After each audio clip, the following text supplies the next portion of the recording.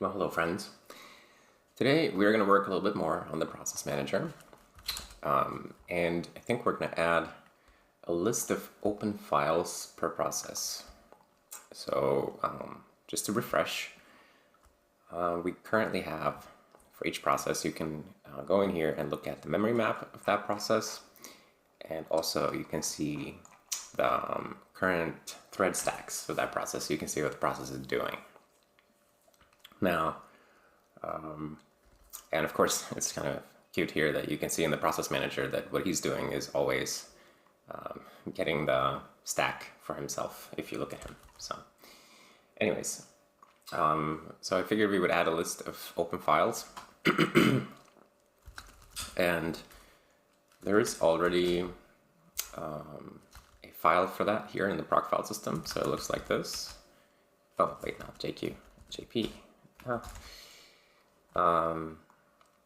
So this is already JSON enabled thanks to a patch from Robin. And yeah, we can see here the file descriptor number and the absolute path for that file. So for many of these things, there are sockets right in the Windows server. Maybe we can pipe this to more, actually. We can see the whole thing. Yeah. So we can see it's an array of objects, and then each object has an absolute path and a file descriptor number. So that's what we're going to use to build up a little list of file descriptors. Yeah, I think that's basically what we need. So let's see. Let's go and make a new file for it, maybe. So what did we call the previous one? We added the process stacks widget, and the other one, the process memory map model and the memory map widget. So I guess we will have something very similar to memory map widget, so we can copy that. Process file descriptor map widget, and also memory map model, file descriptor model.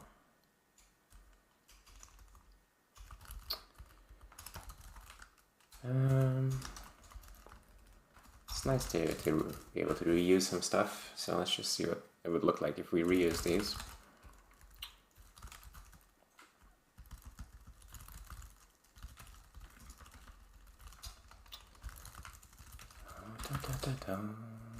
Okay. So the file descriptor map model, it's going to be the same as the previous one, except now it's only going to have as the FD, we can call it the file descriptor, and the absolute, or we can just call it the path.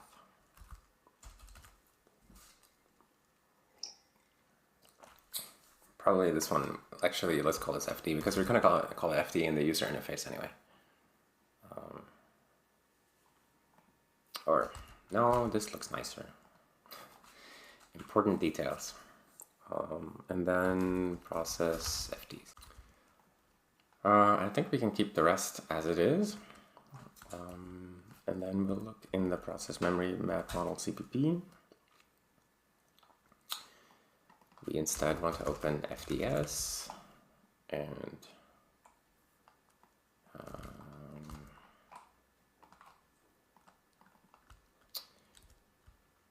of course we want this to be named process. Process file descriptor map model.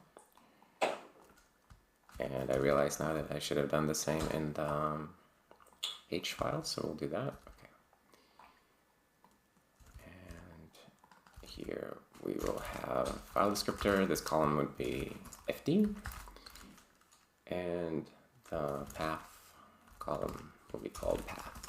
And then there are no more columns. This one can be very, very not wide, and the path one can be very, very wide. It should be Text alignment, center right, I guess. Yeah. I guess that makes sense. Okay. And then we want to look at the data for an individual cell. We'll see if we're looking for the file descriptor, then we will just return the file descriptor number, I suppose. fd to int fd object. Okay. And this one is absolute path to string. And oh, not region object, fd object. Might it be this simple? I guess. And then we'll do also the widget.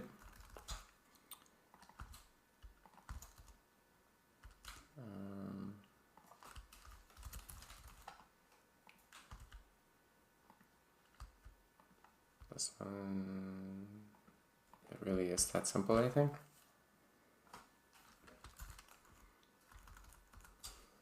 Oh, yeah, I got some itchy summer eyes here. I cannot wait for fall. Summer is not my best friend.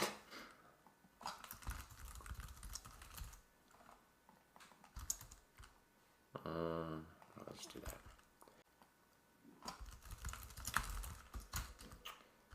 Okay.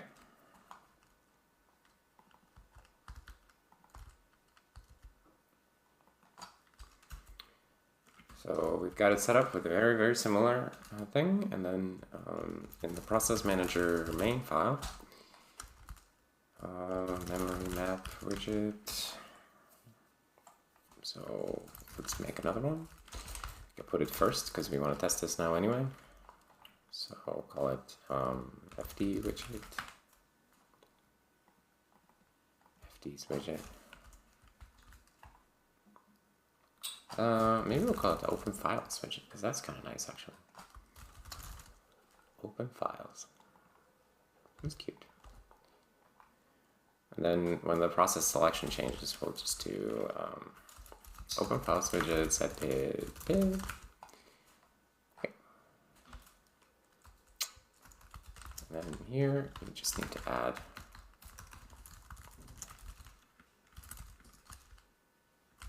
okay. And it just compiles, so what can go wrong here, right?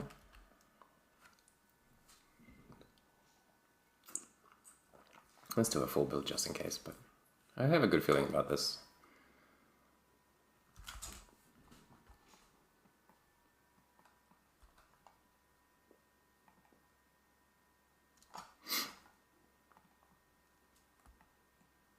Okay, then let's select the process. Boom.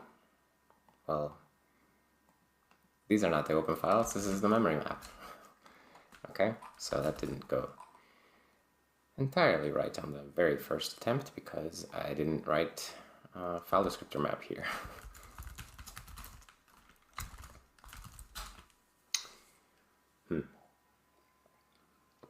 So close.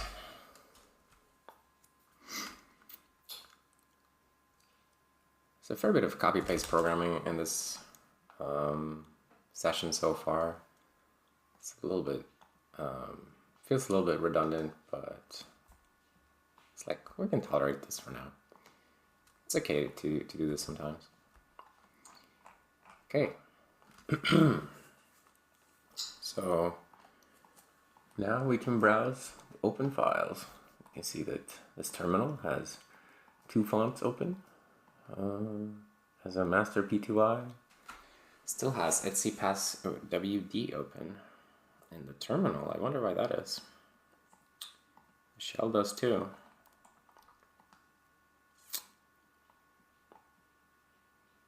Oh. Well, that's kind of interesting. Why is passwd open? This is the part where we try to make use of this new information that we've received. So I guess if you call set pwent, that's when you want to read out something from the passwd file, or password file, maybe I should call it. So here we call end pwent right after, which will close it, so that's fine. And here we'll close it after, which is also fine. But then it will be implicitly opened if you call get pw uid or password from name or get password entry. So let's see who's using these.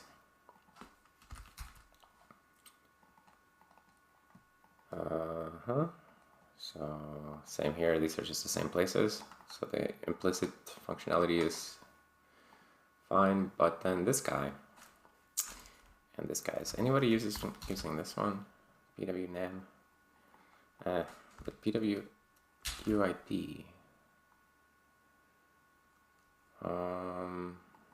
it's used in C user info. Okay, get current user home path. So get current user home path will call this and then never close the file.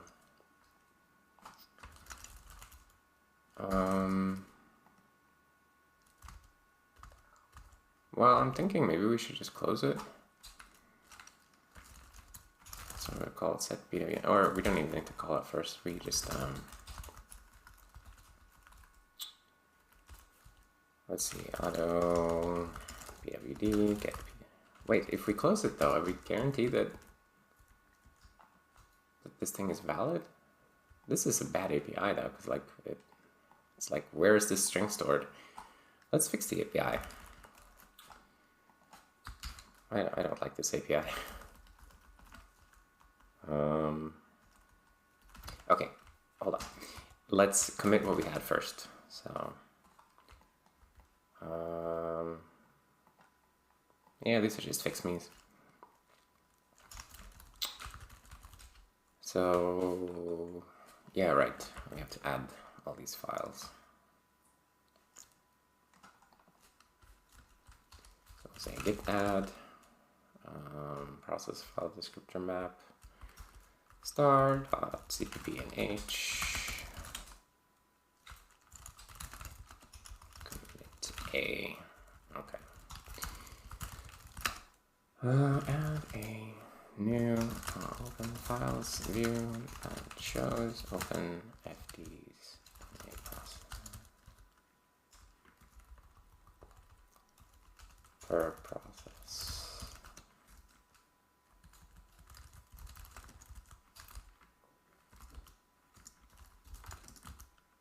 Open FDs. Yeah, that's cool. This is. I mean, we don't need to say much because, well, we should. What can we really say about it? Uses data from proc. These now that it's JSON.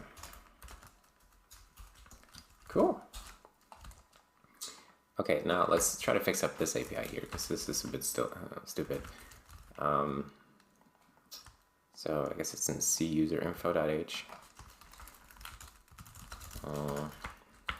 I don't particularly love this API at all right now, so we'll just make it use a string, and at least that will be tons better, because then we don't go losing the thing.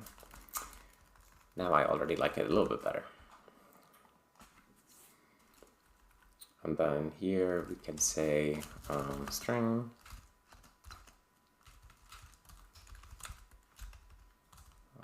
wait, no, not like that. Get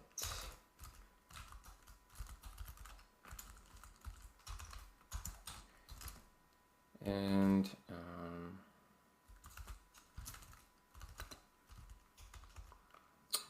path is pwd dear, otherwise I guess just an empty string. I'll do slash as the home path then. The fallback here anyway, even though, oh yeah, right. And then do end pwend and return path. Then we don't need to have a separate variable for this. Isn't there some like shorthand for getting my own PW entry? Get PW.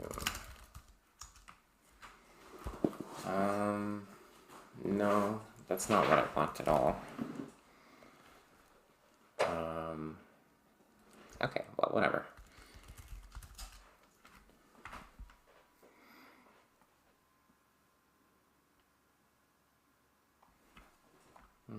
Oh, terminal.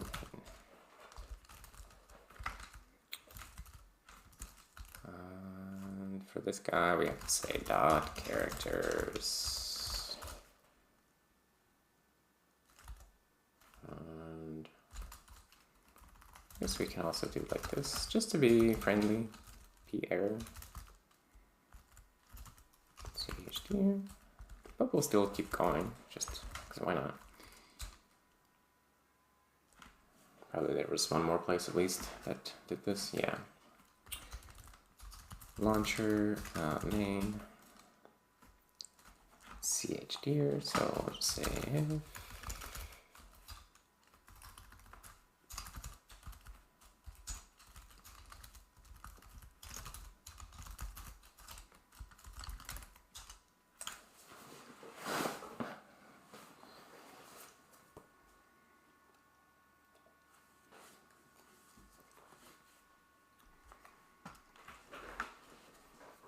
Okay, so let's see if these open password files in the terminal have disappeared. And here we got some unrelated problem, so we're not going to worry about that right now.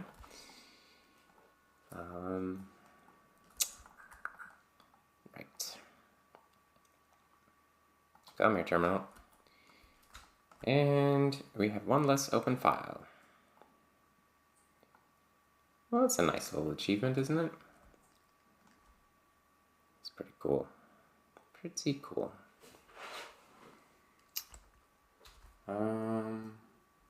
Okay. Alright. That's nice. And then, do we have something else? Let's just browse around, see what else is open in the other programs.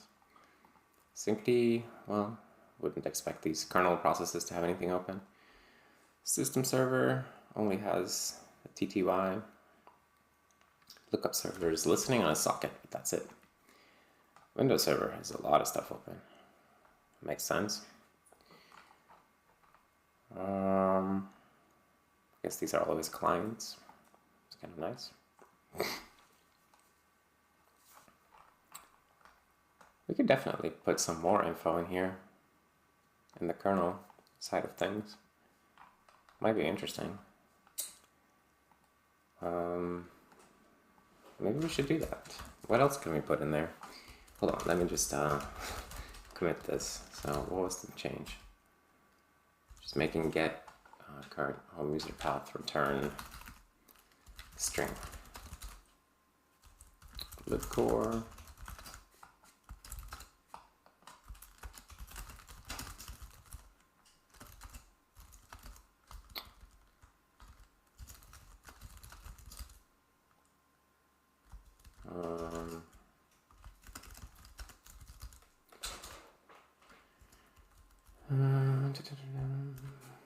This API was returning a const-char, and it was unclear who really owned, who was taking, who took care of the underlying memory. Returning string makes that obvious. Also, make sure we close the pass3d file when we're done with it. probably it's not the end of the world to leave it open. I'm just doing this just because it's fun to try to make use of the info. So let's try to add some more info though. Some procfs. Let's go look for PID FDs. Yeah, it's right here. So these are the two things we have so far. So what can we add? I mean, it can be anything from a file description object, really. So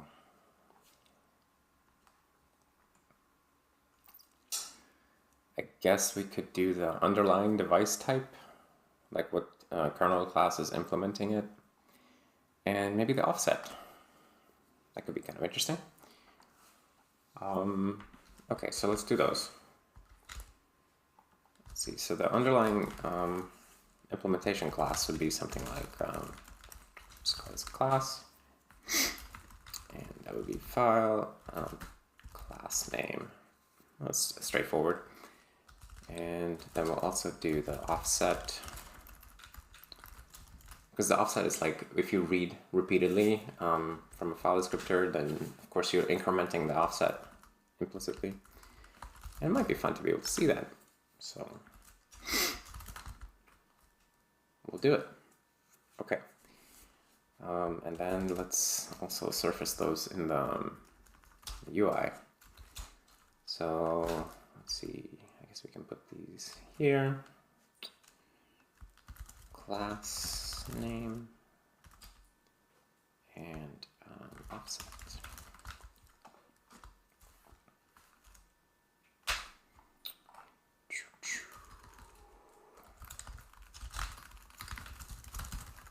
For this one, I'll just say class. Offset, we'll say offset.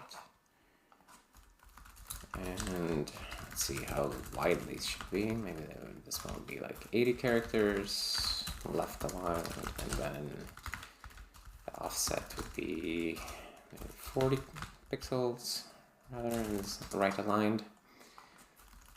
And then the class name is just a string. No, we'll call it just class, right? And the offset is called offset, and it's an int or an oft, but whatever. It's an int in this context.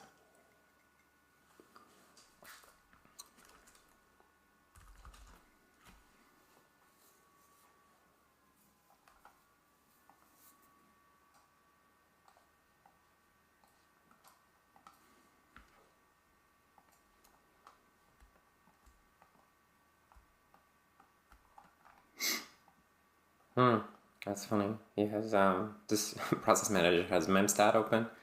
It's for this information here. And yeah, so he's always at the end of the file because when he refreshes, then he goes back to the beginning of the file. It's kind of cute.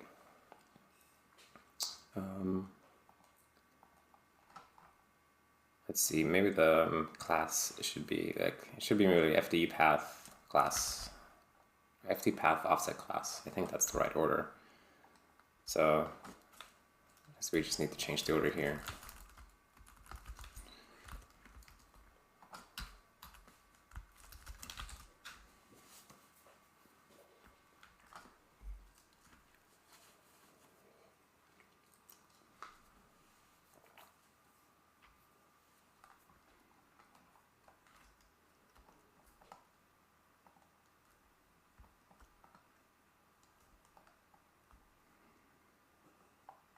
Cool.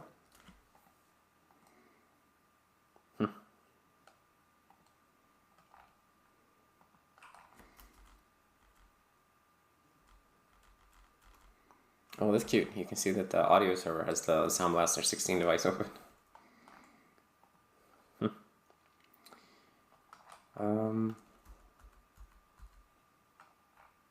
Yeah, I guess I was thinking like we could see some offsets, but I guess not many things will be at an offset. Which makes sense because many of these things don't have offsets.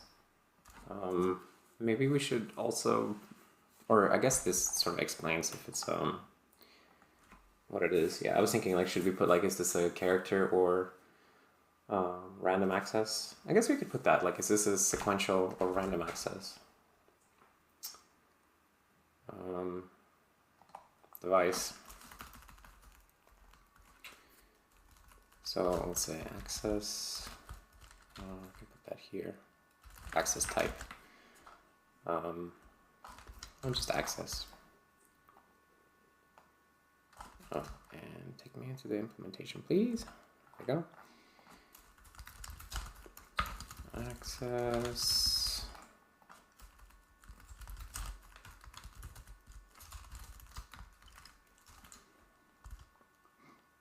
And then I'm thinking it's going to say like random or sequential.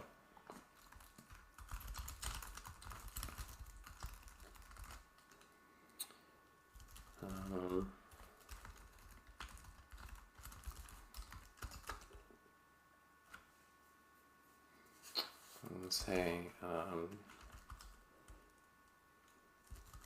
sequential, random.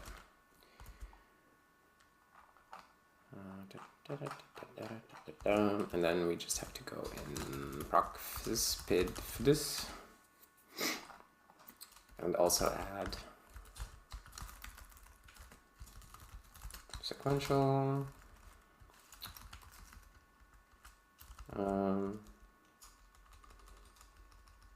file, or do we have something on this sequential?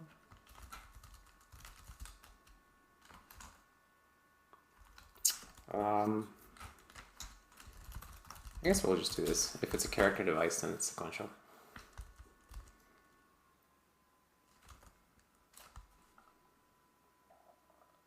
I think that makes sense. Or, well, does it? Yeah, if it's seekable.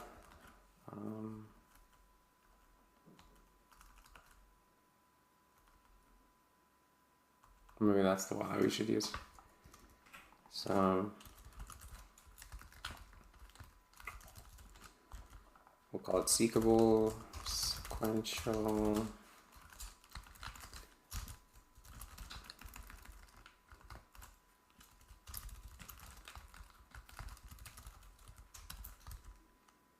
Yeah, we can call it this. Seekable or sequential.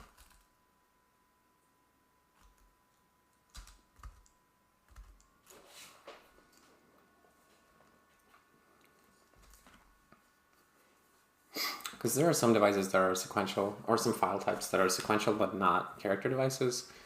Like if you open up like an strace on another process, then the systrace information is it's sequential. Like you can't seek in it, but it's not a character device either. So, but we had is seekable, which I think makes sense. So, oh, and this thing should be like a little bit wider. So let's see, access. I'll make it 60 pixels. And we're almost there.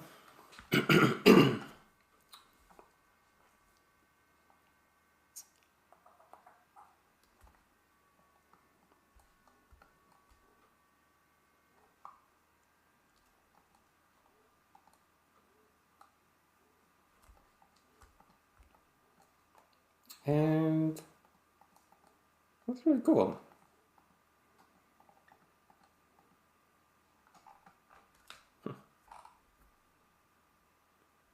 Okay, I think that's pretty neat. Now we can see that this these are just sequential access, these are seekable, which is totally accurate. Cool, cool, cool, cool, cool. This is turning out pretty awesome. So let's see what we had here, blah, blah, blah, just adding these.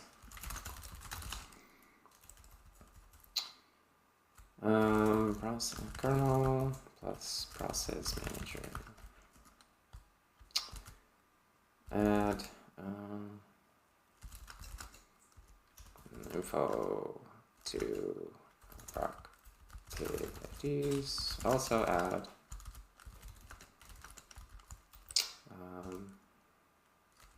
let's see, seekable class and offset, right? So seekable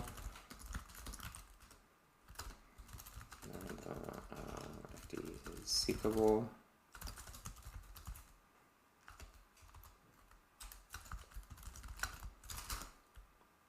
Which kernel C++ class implements this file and offset the current implicit POSIX API offset.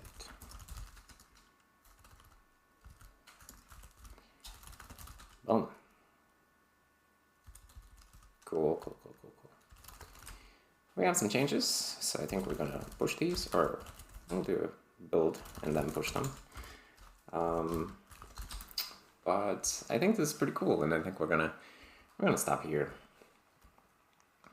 And I don't know why I'm trying to run while at the same time building, but it didn't end up falling apart. Yeah, this is really cool. So if you made it this far, then I thank you for watching, for coming by and hanging out.